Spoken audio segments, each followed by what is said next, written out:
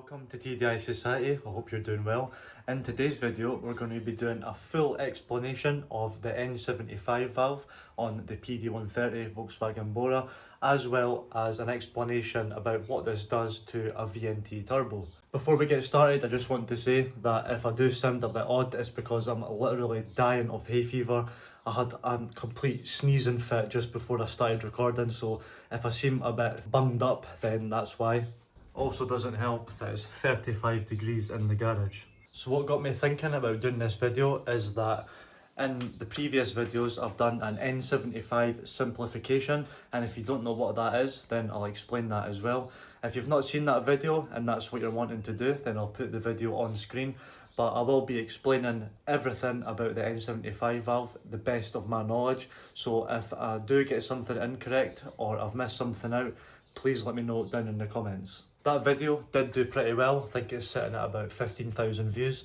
And also on TikTok, I put some pictures up of the simplification that I done, and it got over 100,000, I believe, just for some pictures. So I thought to myself, due to all the comments on the TikTok and all the comments on my YouTube video, I'm actually just going to do an explanation video, which is what this is. So we'll go over to the Bora and we'll start from there.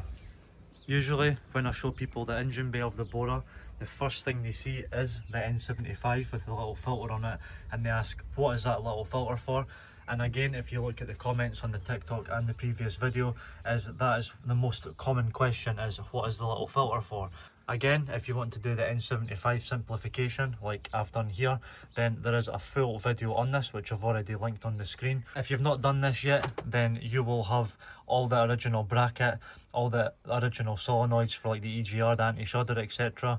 But I've simplified this in such a way that I've only got one solenoid, one vacuum line, and this little filter which only does the turbo. So we'll start off right at the beginning of the system, which is the vacuum. So if we have a look down here, the vacuum that comes into the system, it comes from here. So this is your supply in. And then it comes into here, which is a one-way valve. Now the reason for a one-way valve is because once you get vacuum into the system, so essentially into the N75 valve, you want to keep it there, and this is what does that. So the black side faces the supply and the white side faces where it's going to, and that is the right direction. So once vacuum enters the one-way valve, it is kept within the system. Then if we follow this line up to the N75 valve itself, you've got the vacuum coming in, and then you've got the vacuum coming out. Now this goes down to the turbo, which you can see here when I'm dangling it, it goes onto the turbo actuator. And then, because this needs some sort of control for pressure, because you're basically getting maximum vacuum in, you need an air intake. Now, if you've not done this yet, you will have this line going to your standard airbox that will be plugged in underneath. You can cut this back and put a little filter on it.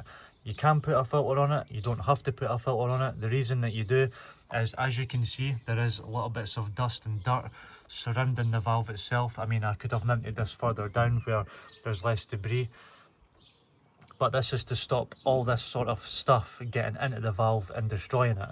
You can leave it open if you want. I mean, I've seen people leave them open, but I just got this little filter. I'm sure it was like £4 or £5, and it's just to be safe to stop that breaking. So you might be thinking, why have I got a vacuum line going to a turbo? Like, what's that for? These Volkswagens and many other Volkswagens have a turbo called a VNT turbo. VNT stands for variable nozzle turbine. Now please don't get confused by that. The best way to think about it is the turbo can be adjusted internally by turbo vanes. So when people talk about a turbo having vanes, it's almost like little teeth inside that sort of open and close, allowing the turbo to increase boost or decrease boost, and that is all controlled by the N75 valve. So as we've already seen, the vacuum line's going in and out of the solenoid itself, but it's electronic, so it has an electrical plug on it which goes to the ECU.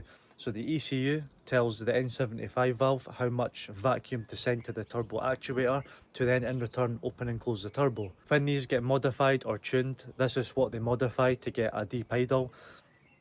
And I'll stick a video on screen of the deep idle that I had fitted to the Bora, and you can hear the turbo way more louder than stock, which means that the vanes have been opened more due to mapping, and I believe that is what most people do for a deep idle mod.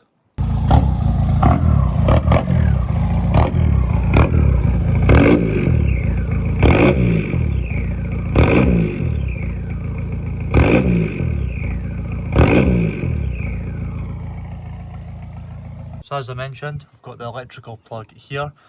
We've got the air intake to the solenoid, which allows the under and over pressure of the solenoid itself just to keep it steady. We've got the supply coming in and the supply going to the turbo actuator, which is connected there, as you can see. Common problems with these is that the vacuum lines get old, they get perished. When I was actually doing the simplification, I actually found that my vacuum line was stuck to my downpipe, and I did notice that I was getting no boost until like 3000 RPM, and then the boost would come in. So that proves that the vanes were stuck until I built up enough pressure for it to then pass into the turbo and open them more to then obviously get more boost. It's very uncommon that the N75 valve actually fails. It's possibly something to do with the map, if it's been remapped. If it's stock, then obviously you don't need to worry about that. But vacuum lines and the whole system, think about how old the car is, how many miles it's done. Is it stock vacuum lines? On the ones that I've got, I've redone all the lines, so I know that if I've got boost problems, it won't be the N75.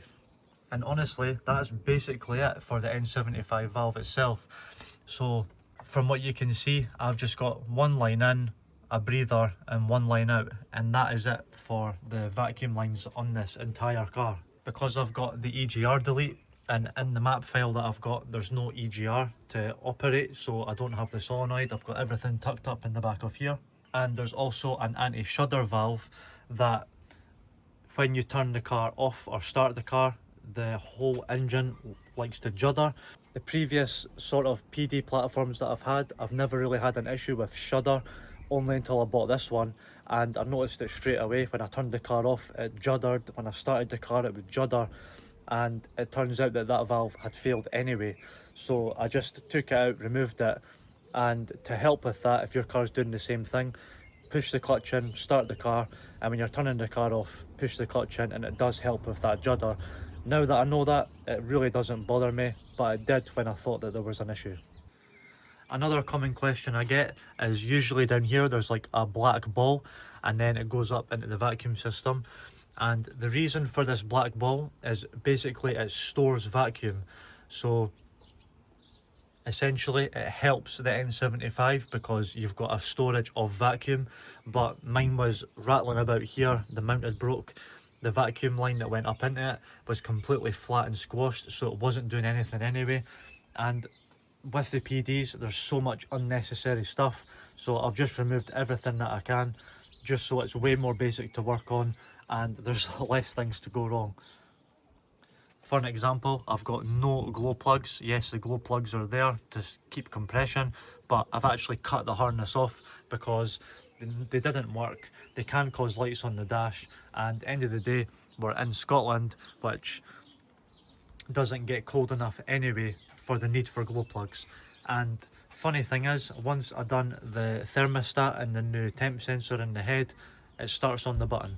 If you're watching this video and this is something you're interested in, but you own a Volkswagen Polo or a Seat Ibiza, I believe these cars don't come with an N75 valve, they come with a vacuum box. And if that is something that you have and you want an N75, you can do this. Unfortunately, I've not had the car to do the video of switching from a vacuum box to an N75. This actually came already with an N75, but there is websites out there that sell an N75 valve and the little filters, etc., and you can do this yourself. Or if you don't have an N75 valve or a vacuum box, but you do have vacuum lines and want to simplify it, make it a bit easier, then again you can add in the N75. So that's it for today's video. I just wanted to do a nice, quick and easy video for you just to explain the N75 valve, because again, I've had so many comments, questions and even personal messages asking me about it. So I thought I would just make a video on its own and discuss everything N75 valve related. Again, if I have missed something or I've been wrong about something, please let me know, because I'm all up for learning and knowledge, etc. And I'm sure you are as well.